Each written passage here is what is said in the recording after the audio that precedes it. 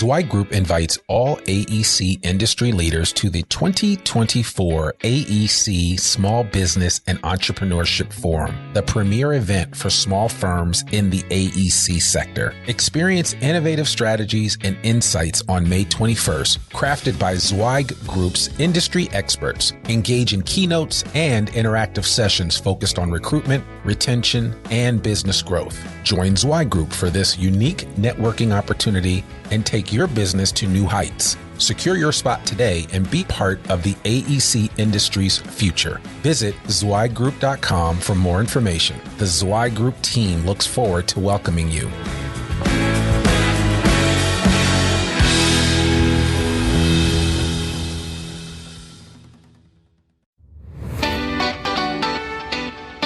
Welcome to the Zweig Letter Podcast, putting architectural, engineering, planning, and environmental consulting advice and guidance in your ear. Zweig Group's team of experts have spent more than 3 decades elevating the industry by helping AEP and environmental consulting firms thrive. And these podcasts deliver invaluable management, industry, client, marketing, and HR advice directly to you, free of charge. The Zweig Letter Podcasts, elevating the design industry one episode at a time.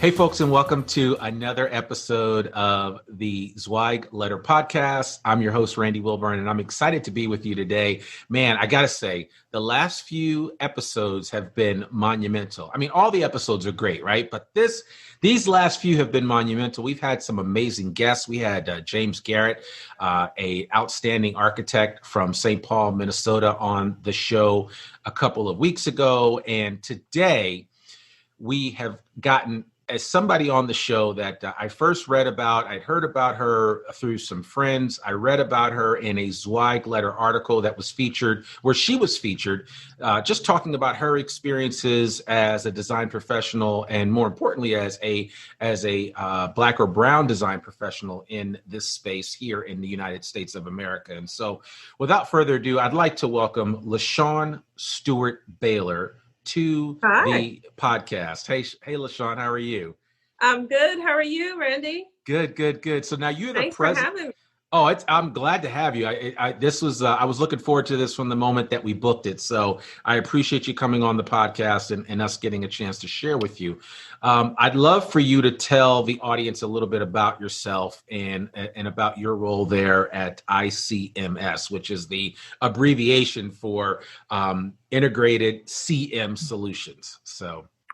Okay. So, thanks for having me again. I really appreciate this opportunity. This is my first time, like I told you earlier, doing a podcast. So, I feel so up to date. I feel I feel so hip. That's right. You can tell your kids you've been on a podcast. Yeah, I can, which is awesome. But so my name is LaShawn Stewart-Baylor. I am the owner of Integrated CM Solutions.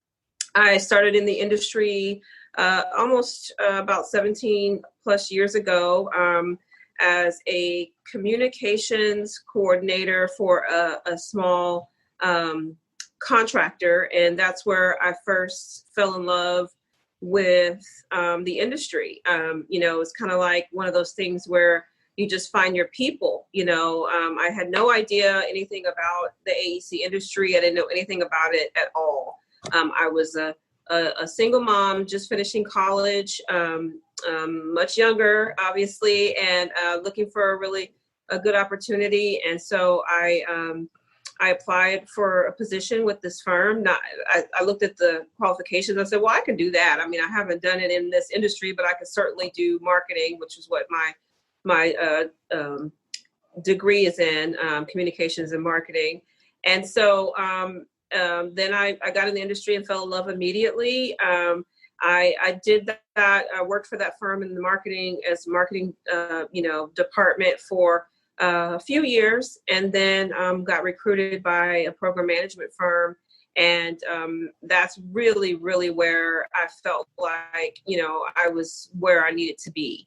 And it's really, truly a blessing to have that feeling, as an adult where you like really find your path. I'm not an engineer or a CM or, any technical, I don't have any technical background in any of those areas.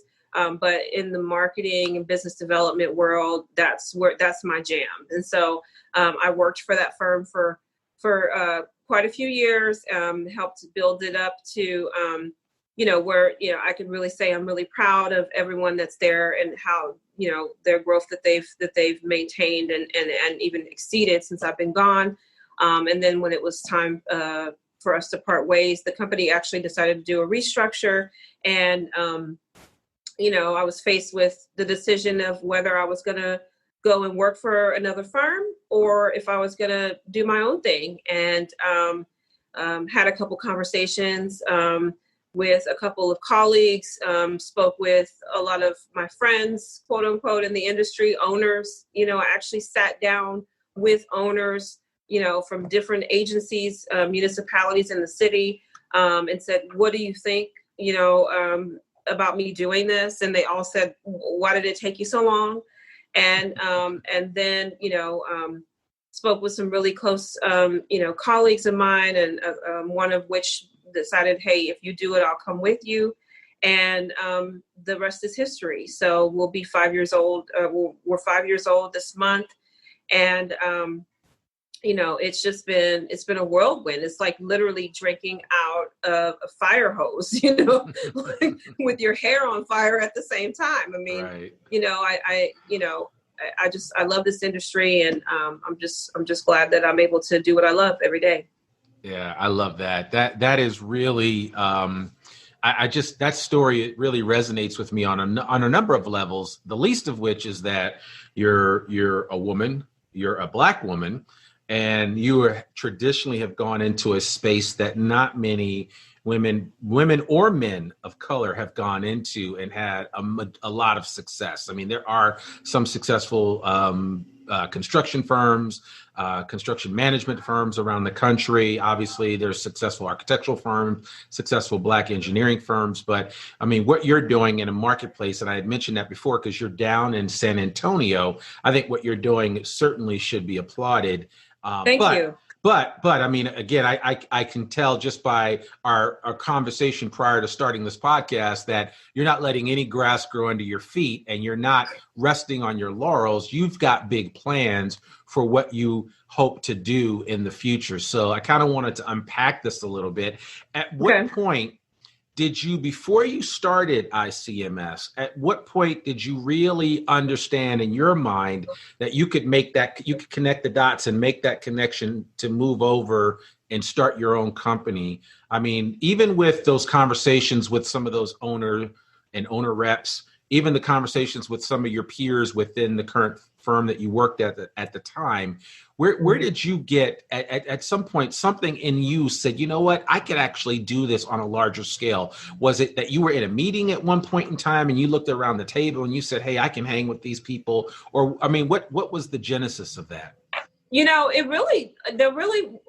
wasn't one thing. It was kind of, a variation of just divine intervention. It was like, literally driving down the street one day saying, and this was the first time it actually came to my mind. I was like, if I really had a really good, solid, PM that would be willing to take a chance on me, I wonder if I could really give this a go. And then I kid you not, 3 days later, if that, I get a phone call from my colleague that said, hey, are you thinking about, doing something on your own? Because it was things like that. It was like, so then, we have the conversation and I say, okay, I'll dibble. Cause I actually was doing some consulting in between for smaller firms, minority firms. I was, consultant for about a year in helping them build, capacity here in San Antonio and even in Dallas.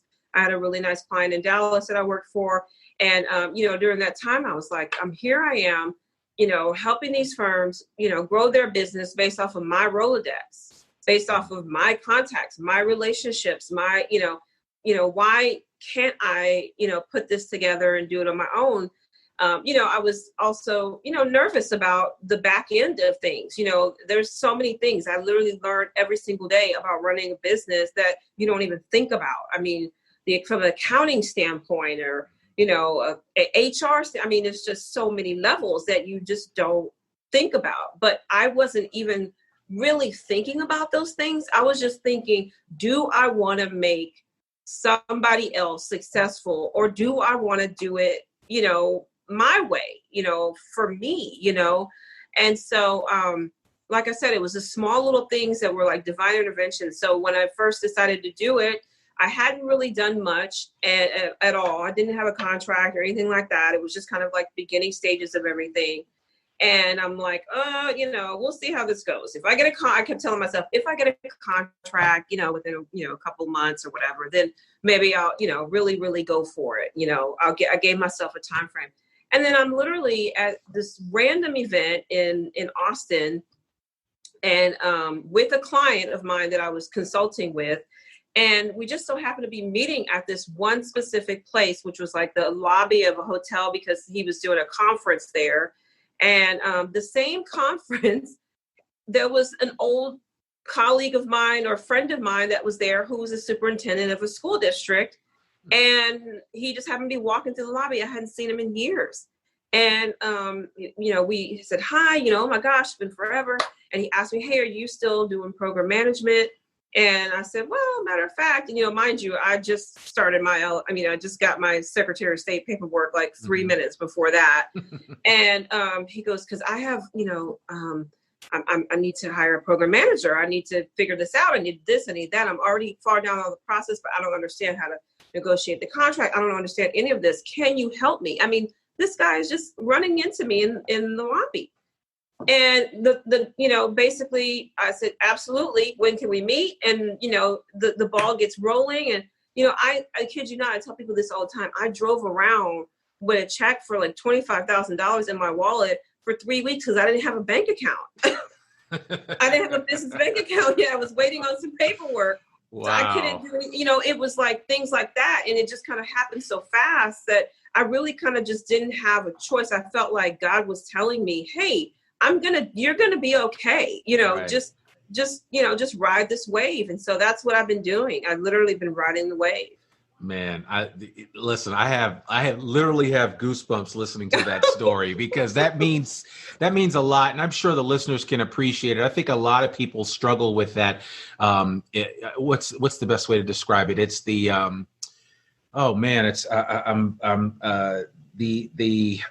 drawing a blank. It'll come back to me in a second, okay. but it's imposter syndrome.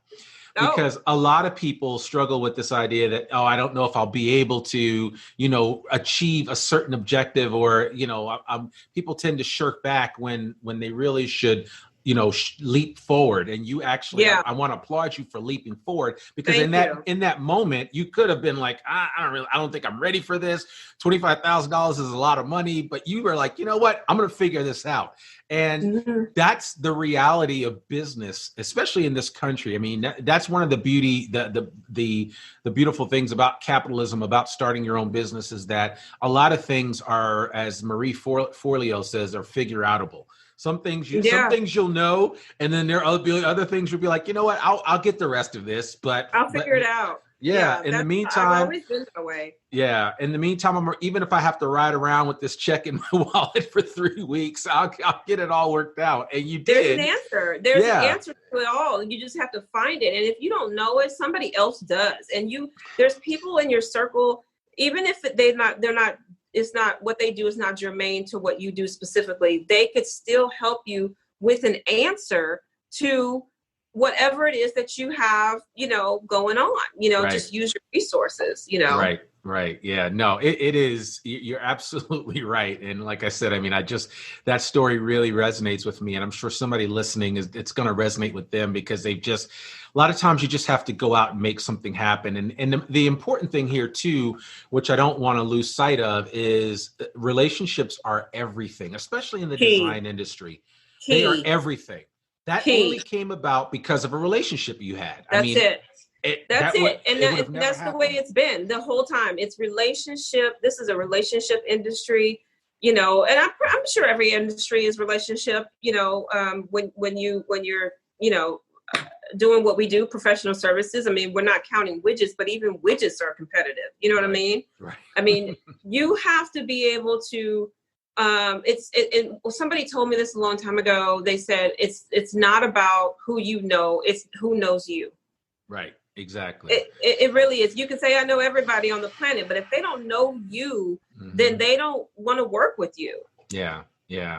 Yeah, no, that goes without saying. And I tell, you know, I do some project management training classes with Zweig, and I've done them for years. And I've even the Principals Academy that I've had a chance to do. And I mean, Zweig Group offers a ton of, you know, training programs, professional development programs to help design professionals become better. But one of the things that I've always reminded people when I do these trainings is that friends don't fire friends.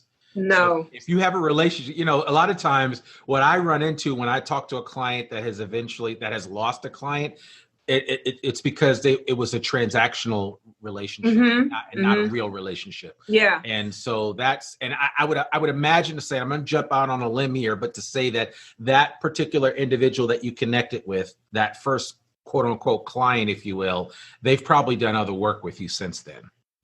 Yeah, we continued on throughout, you know, the program, and he's actually since left that district. And, you know, we're hoping to do some, you know, work in the future. We definitely have, you know, kept in touch and all those things. But I will tell you this, you say friends don't fire friends, but when you start your business, you are not always going to do business with your friends. You know, right. that was a fluke, and it was great. But the majority of the clients that I work with now, the majority of them I've never worked with in the past. Yeah. Well, and what I meant by that was just the idea, I should have expanded on it. This is the idea, is that when I say friends don't fire friends, meaning that when you do start working with a client, you really need to build a relationship with them. Yeah. You do need to become their friend. I mean, it has to happen. It has to happen. They have to be able to trust you. And you also have to, because like with us, you know, we're only as good as our PMs or our inspectors or whoever's on the job with the client every day. And that person has to have enough wherewithal and personality to gain their own relationship with the client, because that's who they're actually going to trust with their project. So if I send Joe Schmo out there and he or she doesn't know how to open their mouth and ask a client a question or be confident enough to give them an answer that with their ask, to build that rapport, to build that respect, then what am I doing? You know? Yeah. You know? Yeah, it's huge. Well, you know, I'd love for you just to, because I always like to try to define things, but give your quick definition of what program management is from your perspective in terms of what you do and kind of like the scope of your area of expertise. Okay. So I always tell people, you know, a lay person, I'm like, you know, program management is kind of the corporate side, for lack of a better term, of construction. You know, it's the side that's behind the scenes. Most of it, you know, is behind the scenes dealing with, you know, the financial aspect of the project or program. We use the term program because it's more than one project. It's on a larger scale. Typically, you know, we've seen them, you know, people utilize program management for smaller projects, but typically it's for larger amounts of funding, $100 million plus, you know, type funding sources.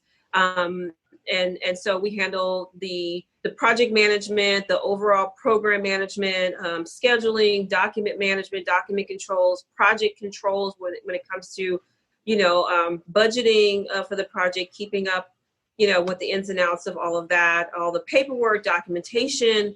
And then on the construction side, we do construction management, which includes full construction management of a project, management of the contractor, of the process of construction, an actual construction inspection where you have someone in the field, an expert in the field, watching activities every single day and reporting those activities. And so it's a wide range of things, but it's a very niche, market, and we, cover everything under that under the program management category. So there are some firms out there that won't offer like cost estimating, for their clients, and we do offer that. We actually have a really large, kind of following, in the industry for our cost estimating efforts that we've done on aviation projects and all that. We do offer that. We offer pretty much everything under that umbrella, value engineering for projects. So it's a project management based tool that's utilized by owners, typically municipalities that don't have the capacity within their facilities department to do it. And they often augment their staff or their resources with a firm like mine. Yeah. Yeah. Oh, that's great. I appreciate that. And I think that that gives a nice little, a better understanding of what program management is, especially in your space. So you are you working beyond the confines of the great city in the county of San Antonio? How much do you cover? How much of Texas are you in? So we're in Austin, and we work with the city of Austin on a couple of their projects, and also working with the airport, the Austin Bergstrom Airport. They have a huge, capital improvements program there that's just, crazy big, and they have lots of consultants, and we just happen to be one of them. As a sub-consultant on those projects. And then we do work in Dallas as well. City of Dallas, we have done some work for them, and we've worked in a school district in that area as well. We've worked in El Paso. We worked on a $430 million school bond program in El Paso, and just recently wrapped that up at the beginning of this year. And then we also work with the city of Shreveport. We have a 90IQ contract with their airport there. So we have an office in Shreveport, Louisiana, which I'm really proud of. My husband's actually from there. And I went in there on my own. I didn't use any of my resources there. Right. It was pretty cool. Yeah, it's cool that the way it happened.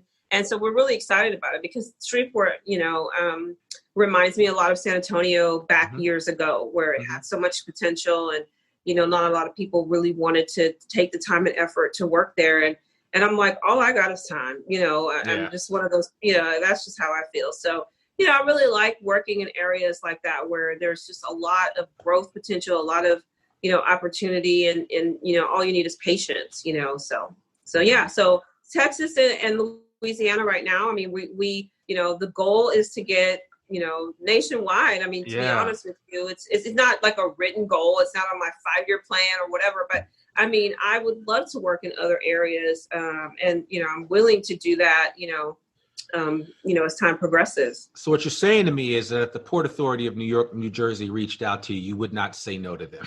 I would not say no to them at all. No, in fact, I have someone that has worked for the port that works for me now. Oh, good.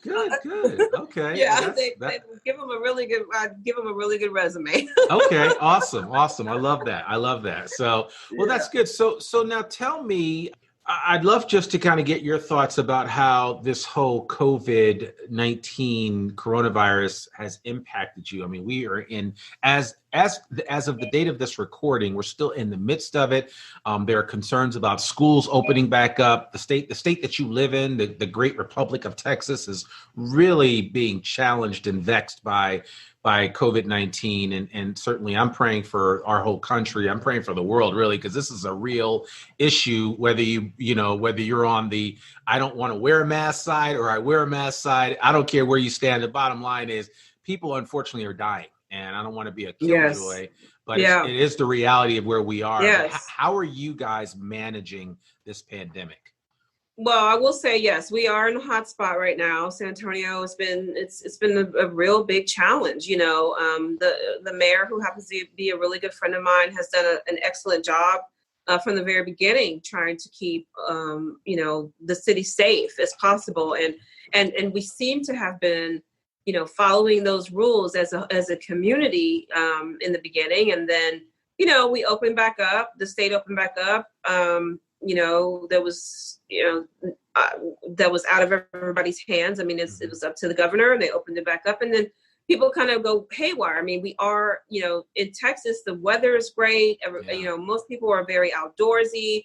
We like to go to the beach. It's 2 hours away. The lake is 45 minutes. The river, where my daughter, went to college, right up the street. So they stayed on the river all the time.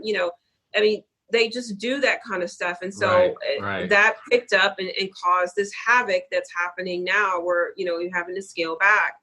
We're doing the best that we can to handle it. We did have a couple of clients that slowed down considerably. One came to a screeching halt, and that was painful, for us. And that it happened early on, and, it was very scary. And, it was, it hurt, but I feel like, it wasn't something that I wasn't already used to. I said, you read the bio, you see we've done a lot of construct, but there's been a lot of,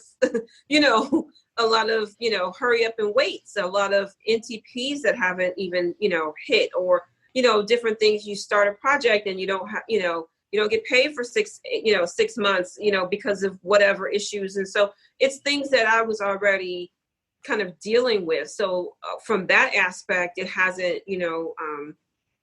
been as challenging, I guess, for me, because I was already used to having those issues. I think for bigger firms that were like, expanding, and it was just a really good market for, a good couple of years. And we can all, argue how that happened, but a lot of us already understand how that was even possible. So we were all just, relishing in the fruits of that labor, for a while. But I will tell you that because I am a small and a new business, I work my butt off business development wise every single year. And so because of that, hard work that happened 2 years ago, there's projects that are beginning now that helped us kind of get through some of those things. Yeah. With regard to the health issue, it's scary. I've got staff out in the field. Luckily, they're all kind of, they're already distanced anyway, so that's helpful. But then I have staff that, work behind the scenes in the office, in the project offices, and clients have been really good about, hey, we're going to do at home for a while, work from home, and then we'll figure it out as we go. So that's been helpful. It gives me peace of mind. I feel terrible knowing that someone's spouse is sitting at home watching their spouse leave every single day, going to an office, especially during the really, really deep parts of, the shutdown. That was rough. But, I keep my staff equipped with, the PPE that they need. We started kind of like a monthly, we're sending out, hand sanitizer, masks, wipes, and those, just so they can have them, even if they're working from home or if they have to go out to the field or whatever. Even though the project sites are providing those things, it's still important to me as an employer to try to protect my employees as best as possible. Absolutely. So how many employees do you have currently? We're at 12 now. Okay. Right. Yeah. So I know the type of company that you are, you run really kind of lean. You don't need 1,000 people. So no, we hire per project. Sure. Obviously the goal, would be the more projects you gain, the more staff that you obtain. But in the last 5 years, that's, it's a pretty significant number. I'm not going to lie. Right. For a small firm like mine, it definitely is. And it's exciting though, Yeah.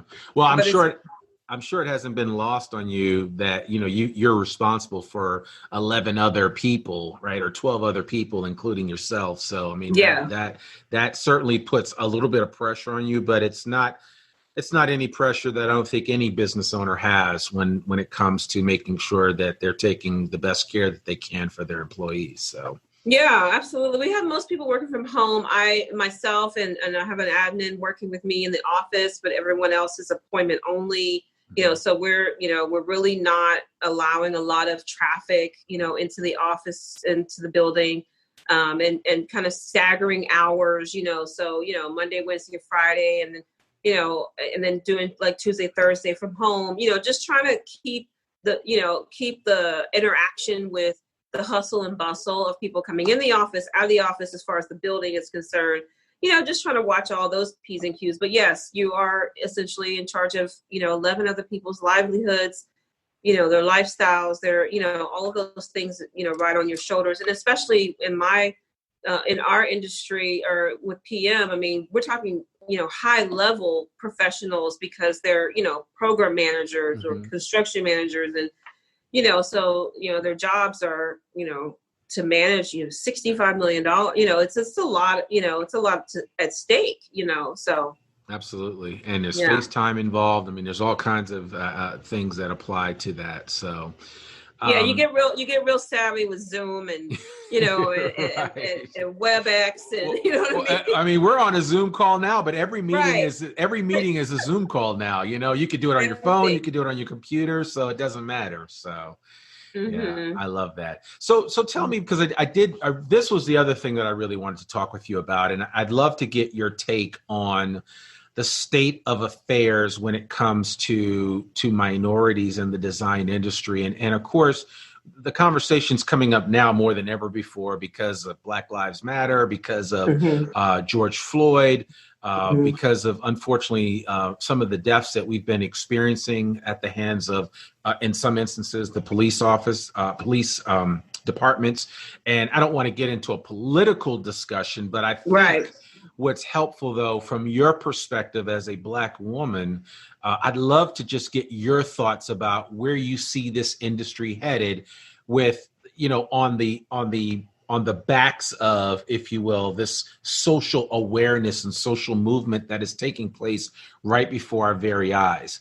Because as I told you before, when we got on this call, that I've been around this industry since '97, and this is really the first time that I've seen the type of clarion call that I've seen for change in every vertical, in every industry, but especially the design industry. So from your perspective, I'd love to get your thoughts on that.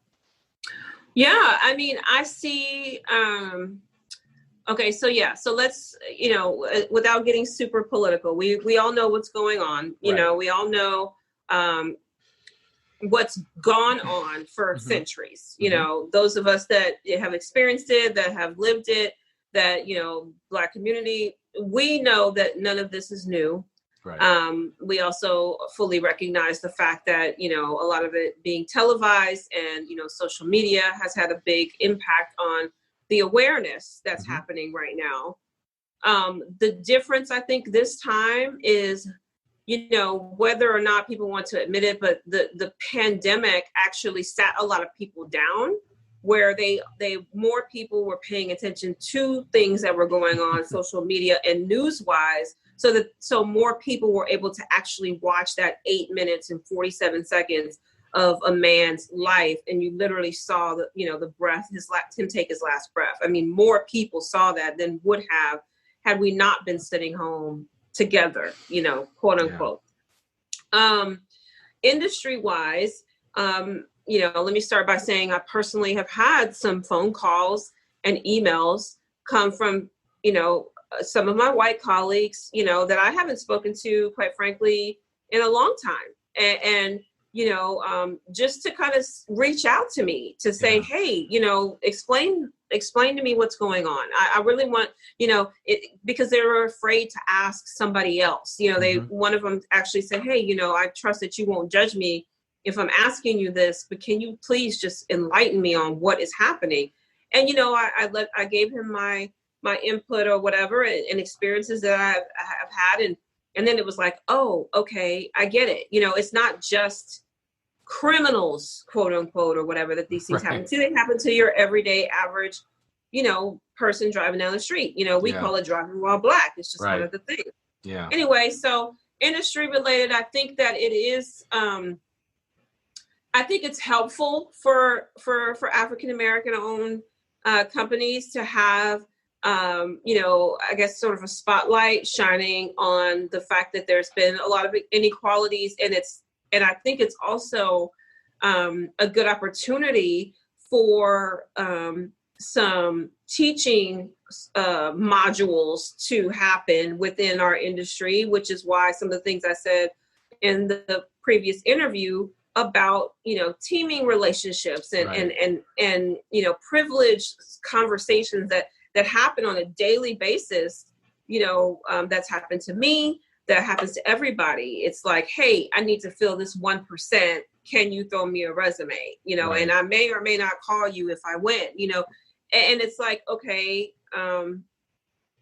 sure. You know what I mean? Like, I'll help you out, but it's stuff like that. And it's not saying, I'm not saying those things because I'm not grateful, because it was those calls that kept us alive, in times where we weren't, we didn't know what tomorrow was going to bring. So the low hanging fruit calls, I'll take them all day. Some firms won't, but I will, because at the end of the day, I'm not going to turn away an opportunity that just because somebody else did, I'm going to take a look at it and see, if it's something that we can do, and we'll offer our help.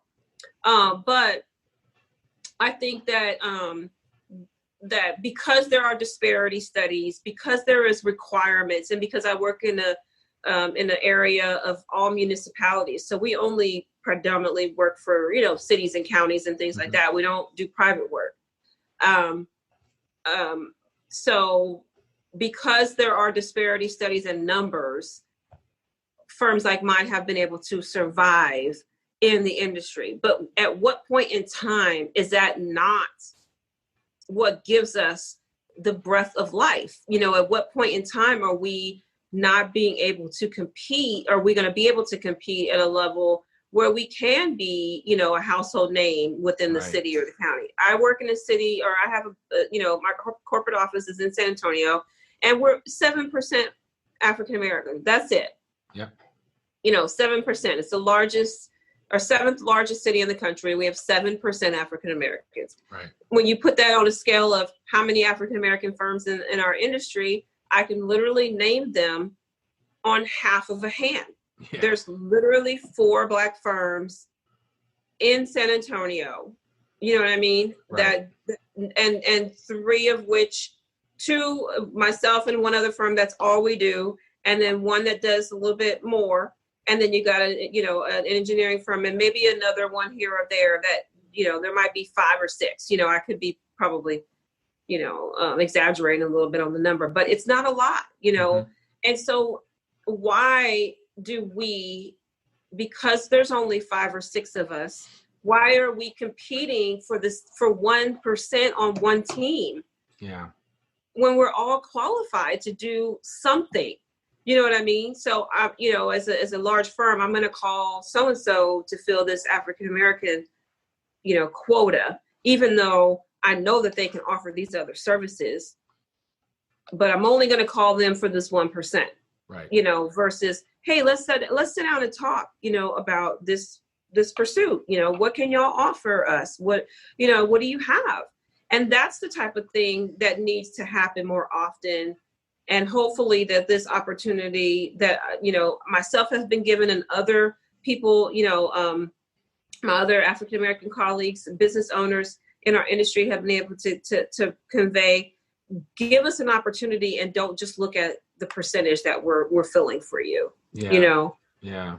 I think it's, I mean, man, you said a lot there. And I think the important thing is that it's not so much that, and I guess the easiest way to distill down what you're saying, and I've heard it's been said for years in different verticals, different industries, all you're asking for is a seat at the table.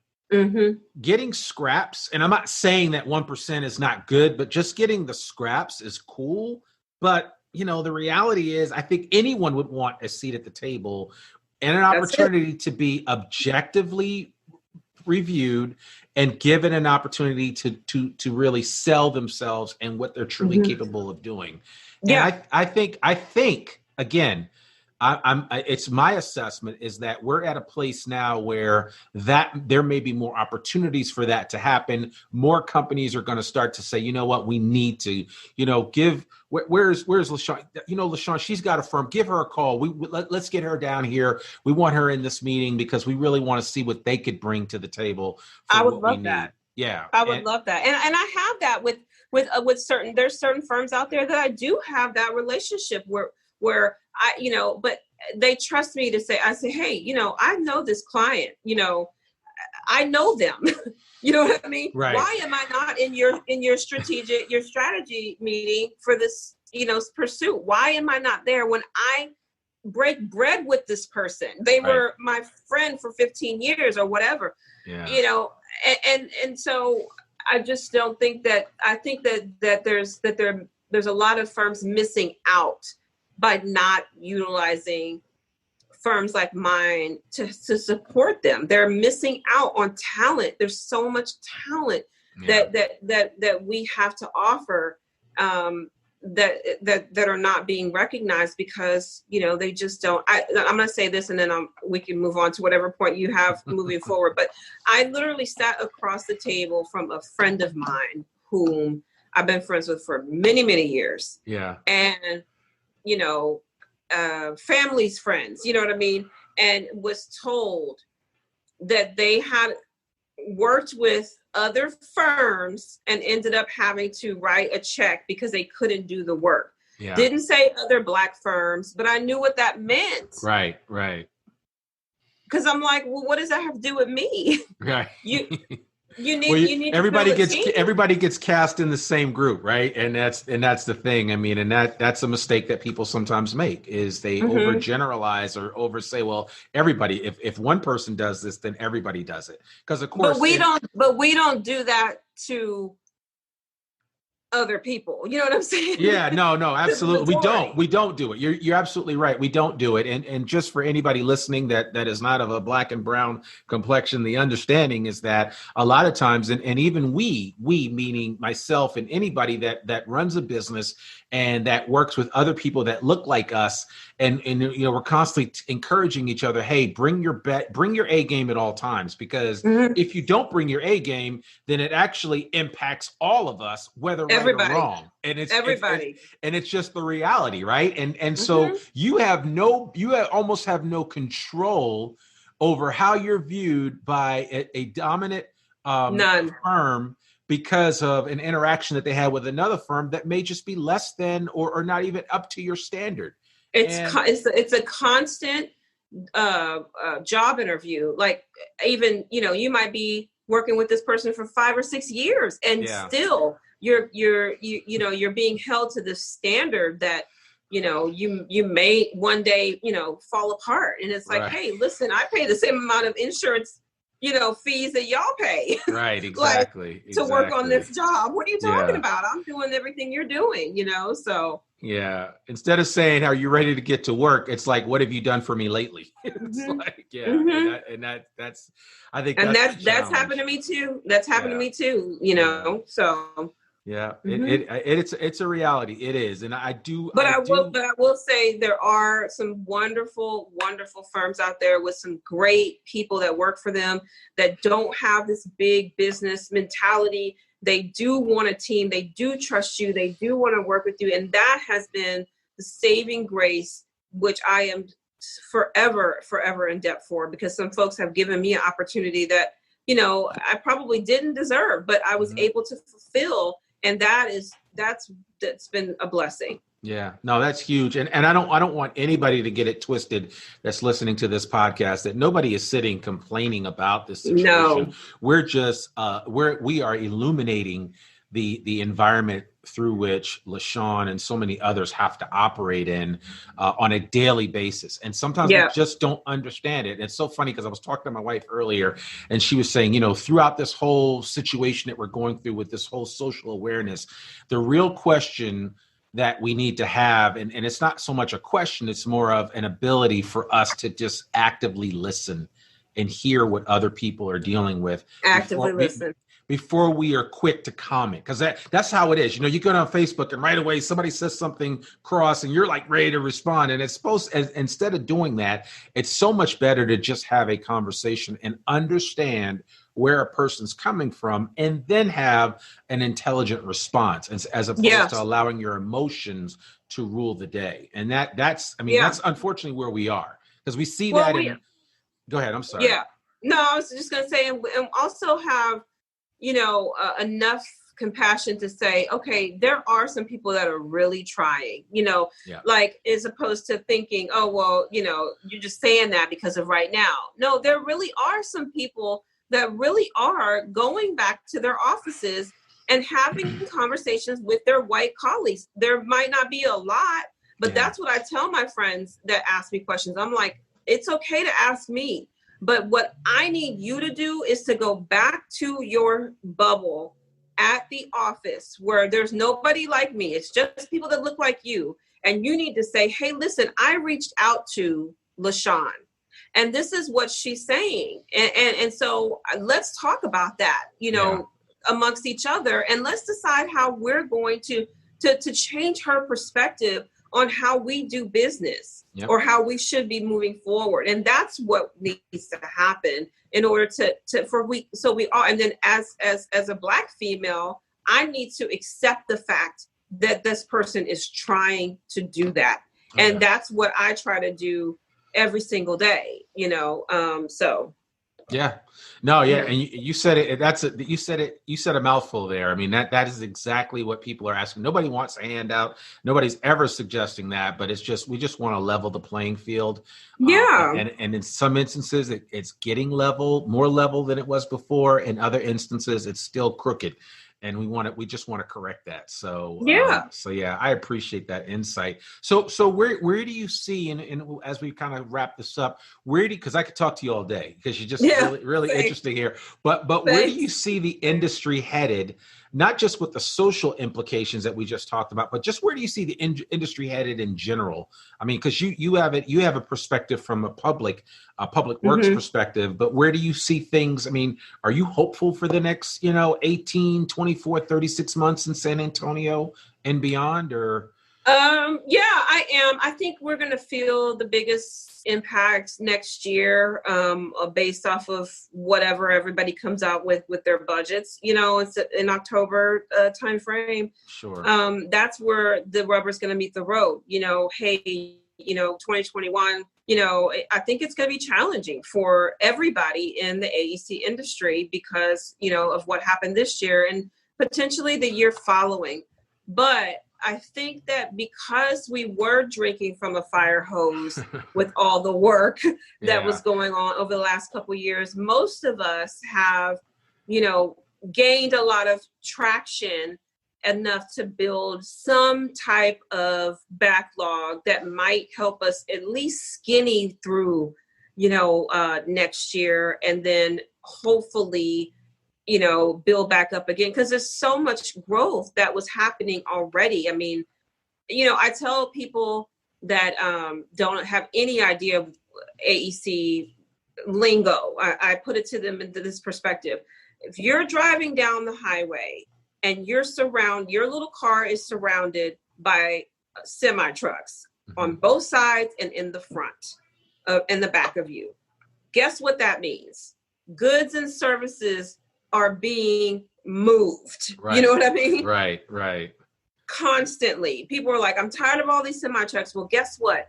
A couple years ago, there weren't any being moved. You know what I mean? Yeah. And then at the same time, if you're driving down the street and you're complaining about construction going on, new highways, that's another thing. That means that things are moving in the right direction. It's growth. Right. So if we can get back to that, then, or get to a point where that's steadying and moving back up, then I feel like we could, we could probably skate past this. But I do see at least a year where it's going to be tight for a lot of people. Absolutely. And then in general, I also see that there's going to be a lot of diversity. I mean, there's so many really good talented folks coming out of, some really great HBCUs, a lot of good engineers, a lot of really good, construction management programs with, some great, talent. So I'm praying that this will open opportunities for all of them. Yeah. Any HBCUs that come to mind in terms of young people that that are coming out of these programs that are fully equipped from that? Prairie View. Prairie View. Prairie Okay. View. Prairie View A&M. Okay. I've seen, resumes, over my career that folks that have hired or looked at that have come out of Prairie View A&M. There's a good construction. I mean, the UTSA is not an HBCU, but they do have a great construction management program, a great engineering program that a lot of folks come out of, Black or Brown. And then, you've got a couple of schools in Houston, that are doing some doing great things. But if I had to name one, I would say Prairie View A&M is the one that I've seen the most talented, CM and engineering candidates come out of. So I love that. Yeah, I tell people all the time. I mean, I'm a Howard man myself, so I think that I tell people all the time, you need to talk. I mean, I graduated with a bunch of phenomenal, outstanding architects because we have a really great architectural program. We have a good engineering program. Yeah. I mean, not like, I mean, our engineering program is tops from HBCU perspective, but I think that top engineering program out of all of them is North Carolina A&T, and they have been for years. Okay. And so, but I mean, these are schools that, for the most part, when I talk to people around the country and they say, well, I can't find any Black or brown people, I'm like, well, have you gone to Howard? Have you visited North Carolina A&T? And right. Like, where's North Carolina A&T? And I mean, I'm just like, well, okay, now I got to take you to school and educate you. But the idea is simply that historically Black colleges and universities have always historically, no pun intended, graduated a lot of top level talent in this space. And so many Black or brown people have moved into the manufacturing side or have gone and done other stuff because they haven't been courted by the design industry. And so I'm encouraging design firms to court these young people, because I went to a NSBE, National Society of Black Engineers event down in Mississippi to speak a couple of years ago when I was at Zweig Group. And everybody told me they wanted to go work at Google. They wanted to go work manufacturing. And I said, what about design firms? And they were like, design firms don't even come to our college to visit us or even talk to us about anything. And I'm just like, well, that's the problem. I mean, they're just not educated. That's the issue. And I have to educate them. I'm like, you don't understand. And I was talking to a bunch of double E's and mechanical engineers and other just solid civil engineers. And I'm like, you don't realize that you could write your own ticket. I mean, anybody can, right, in this space, because the issue with the design industry is a dirty little secret, which is we are not graduating enough people to supply the needs that most design firms have. Period. Yeah, it is. And that is a dirty little secret. You're right.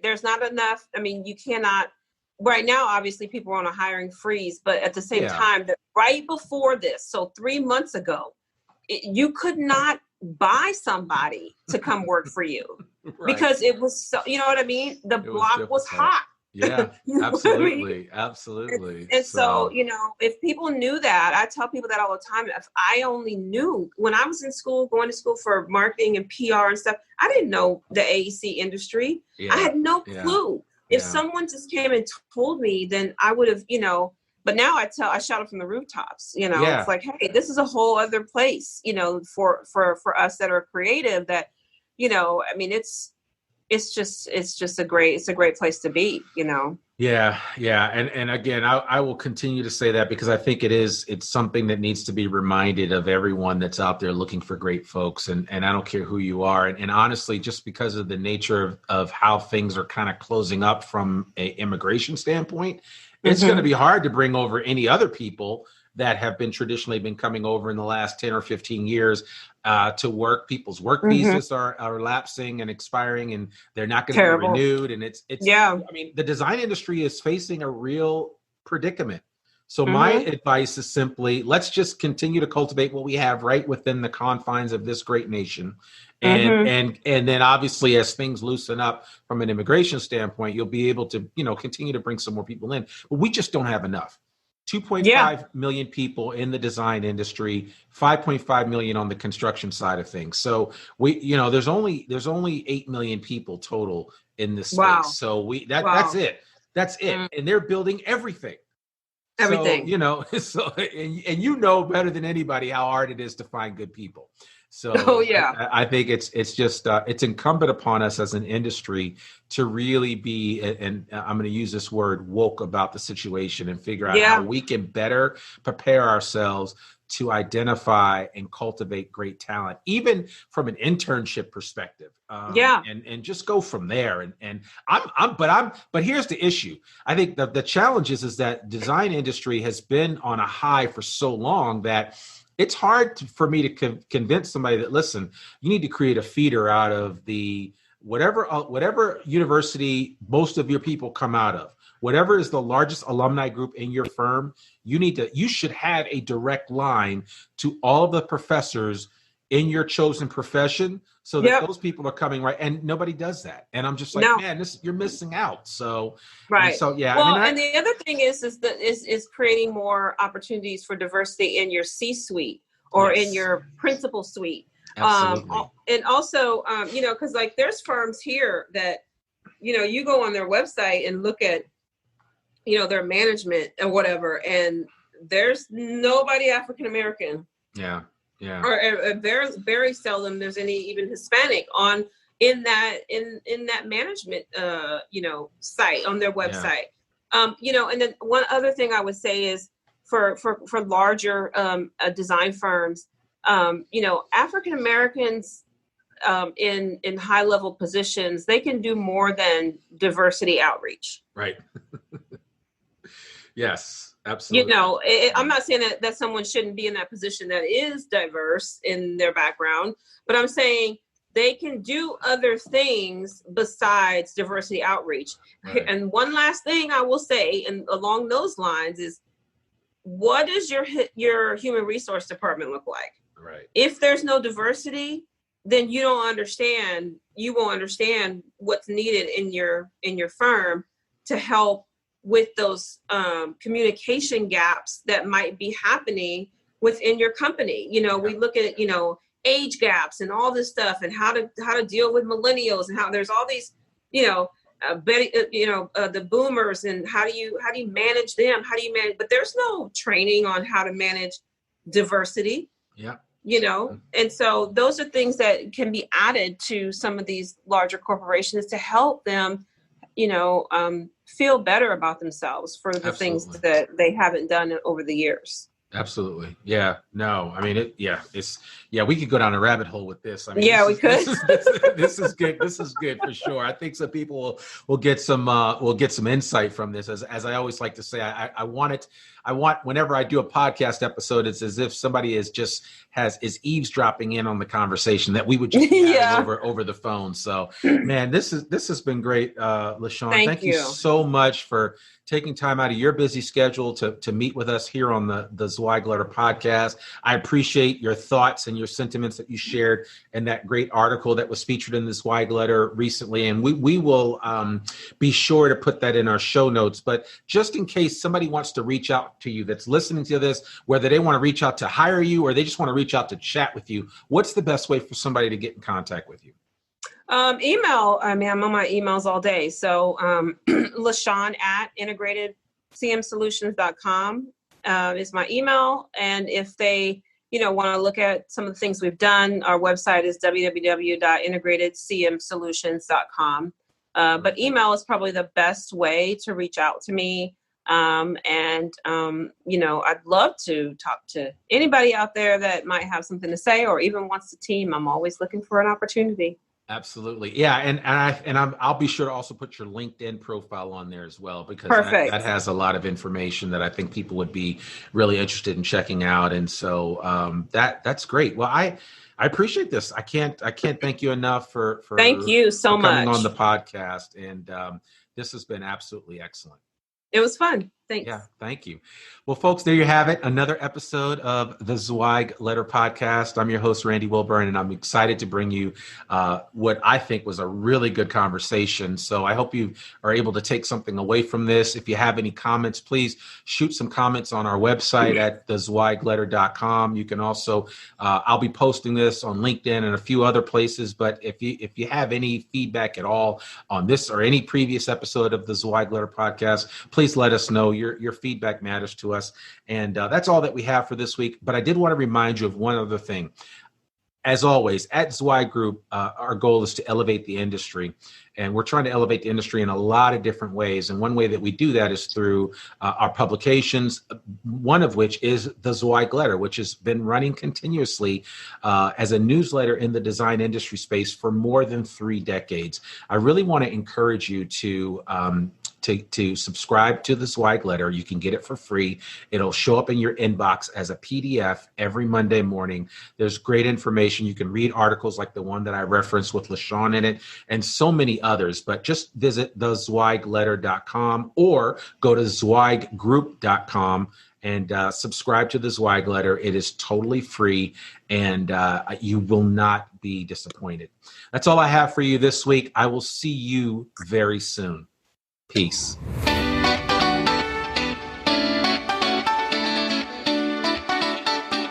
Thanks for tuning in to the Zweig Letter Podcast. We hope that you can be part of elevating the industry and that you can apply our advice and information to your daily professional life.